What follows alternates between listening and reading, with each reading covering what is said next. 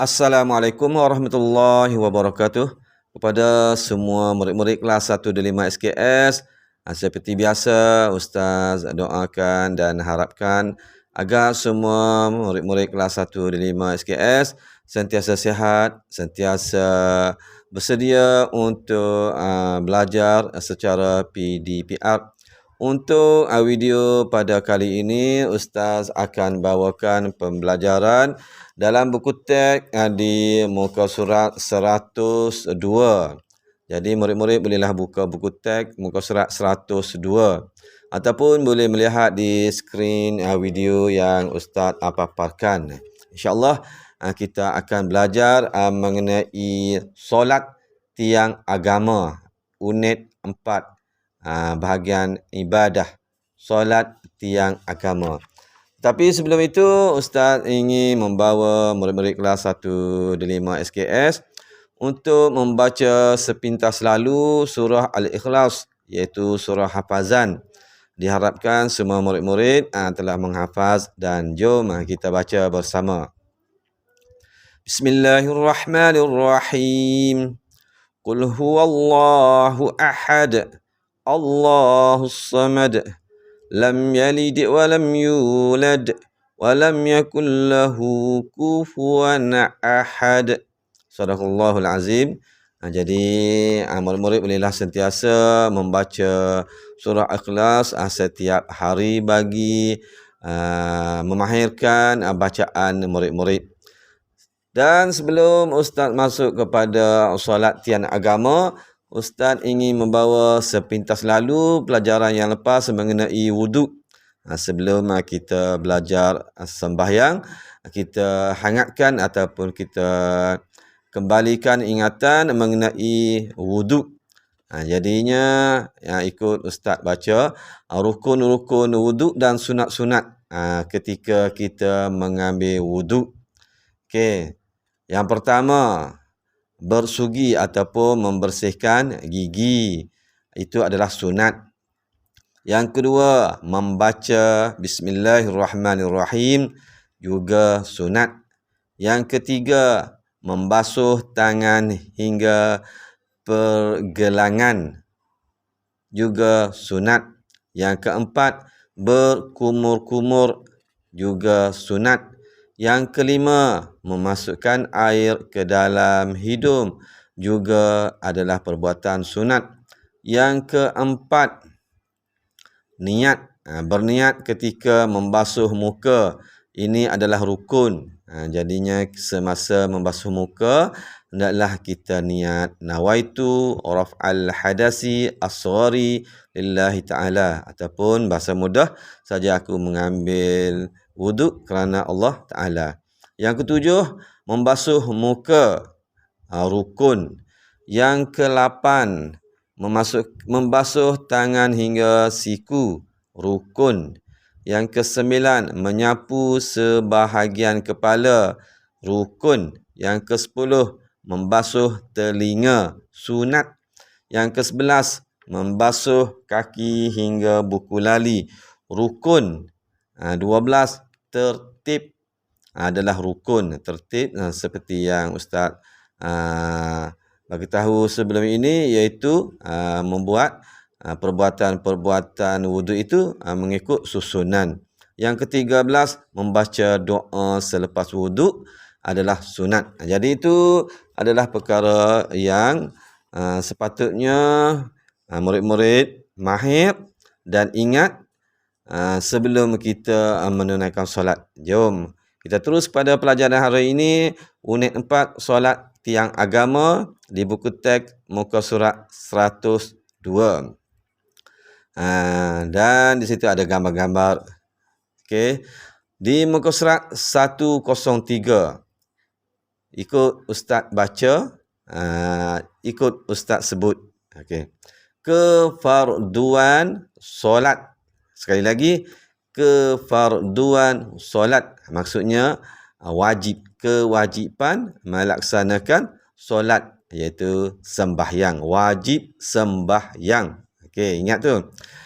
Maksudnya solat ialah, ikut Ustaz baca. Solat ialah perkataan dan perbuatan tertentu yang dimulai dengan takbiratul ihram dan diakhiri dengan salam. Setiap orang Islam yang cukup syaratnya wajib menunaikan solat 5 waktu. Okey. Jadi sedikit penerangan daripada Ustaz. Solat ini ialah perkataan, iaitu apa yang keluar daripada mulut dipanggil perkataan. Yang kita keluarkan melalui mulut ataupun dipanggil kata-kata ataupun bacaan-bacaan ataupun sebutan-sebutan, itu dipanggil perkataan. Dan perbuatan tertentu, perbuatan ini ialah gerak kerja kita semasa menunaikan solat, itu dipanggil perbuatan, seperti berdiri, rokok, sujud, duduk antara dua sujud. Jadi itu adalah perbuatan. Perbuatan tertentu ni maksudnya perbuatan itu telah diajar oleh Nabi. Bukan pandai-pandai kita reka sendiri. Dimulai dengan takbiratul ihram. Maksudnya sembahyang itu bermula dengan takbiratul ihram. Apa makna sah? Iaitu yang berbunyi Allahu Akbar. Yang pertama sekali itu dipanggil takbiratul ihram. Jadi untuk pelajaran akan datang, Ustaz akan terangkan lebih lanjut lagi. Dan diakhiri dengan salam. Yang mana salam? Salam yang terakhir sekali sebelum kita selesai solat, iaitu yang berbunyi Assalamualaikum warahmatullahi. Jadi murid-murid boleh faham tu? Maksud solat. Solat ialah perkataan dan perbuatan tertentu yang dimulai dengan takbiratul ihram, Allahu Akbar, dan diakhiri dengan salam, Assalamualaikum warahmatullahi. Jadi di tengah-tengah itulah ada perbuatan-perbuatan yang akan kita bincangkan untuk akan datang.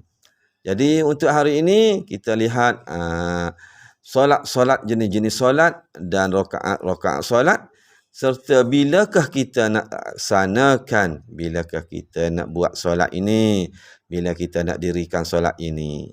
Itu yang akan kita belajar pada hari ini. Okey, ikut Ustaz baca. Solat subuh 2 rakaat. Lagi sekali, solat subuh 2 rakaat. Lagi sekali, solat subuh 2 rakaat. Bila tu dia mula? Bila masuk solat subuh? Sekarang ni? Belum tentu. Mulanya ialah terbit fajar sodik.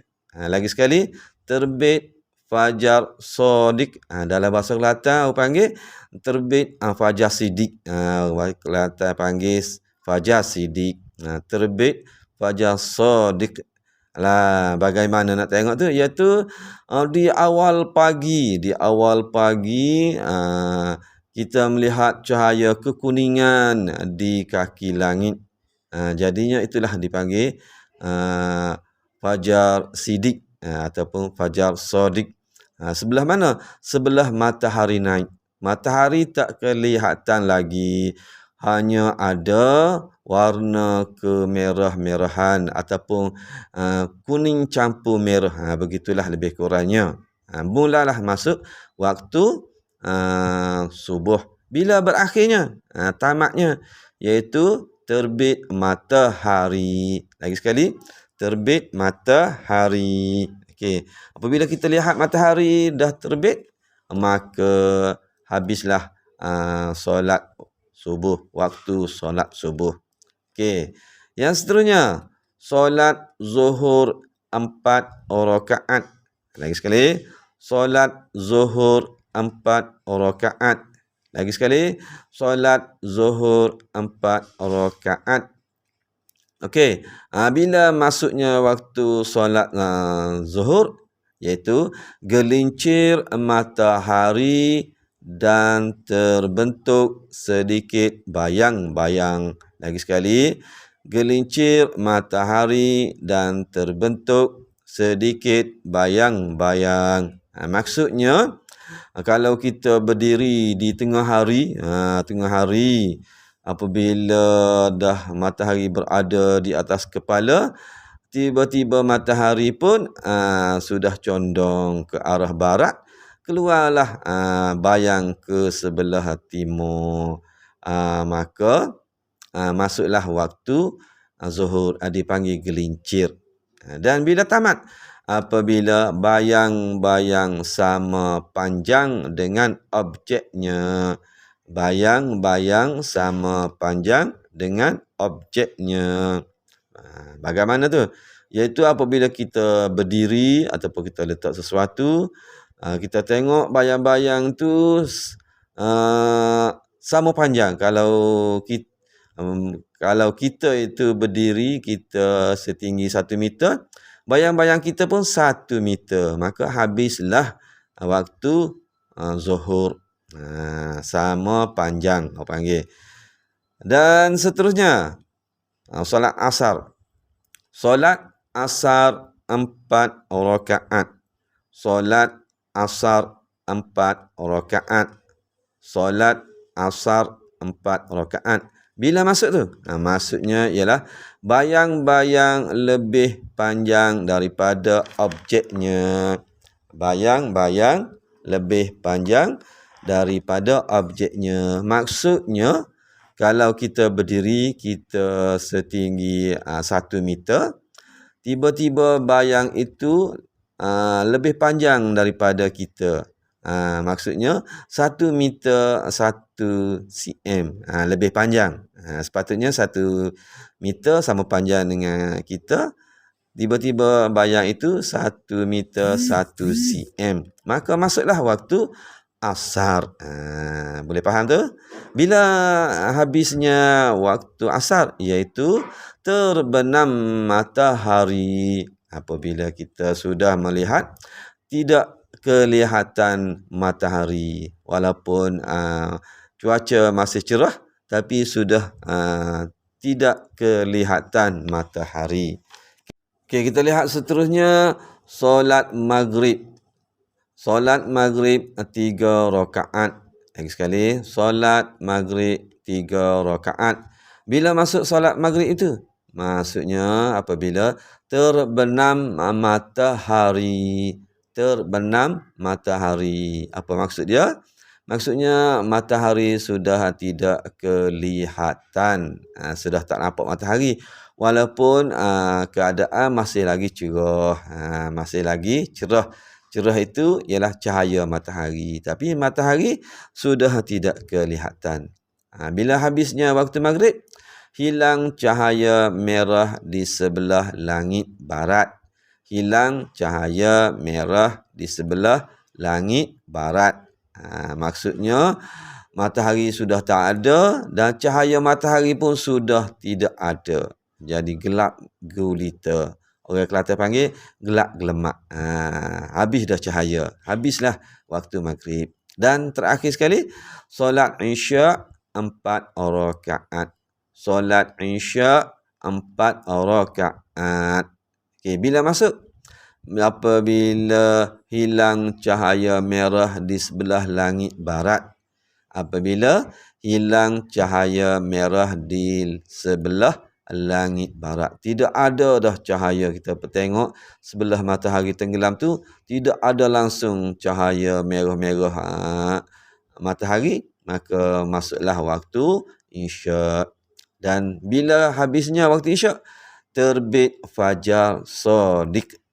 Terbit fajar sodik. Apa fajar sodik? Fajar seperti subuh tadi. Begitulah pusingannya. Terbit fajar sodik ataupun fajar sidik orang Kelantan panggil. Habislah waktu isyak, masuk pula waktu subuh.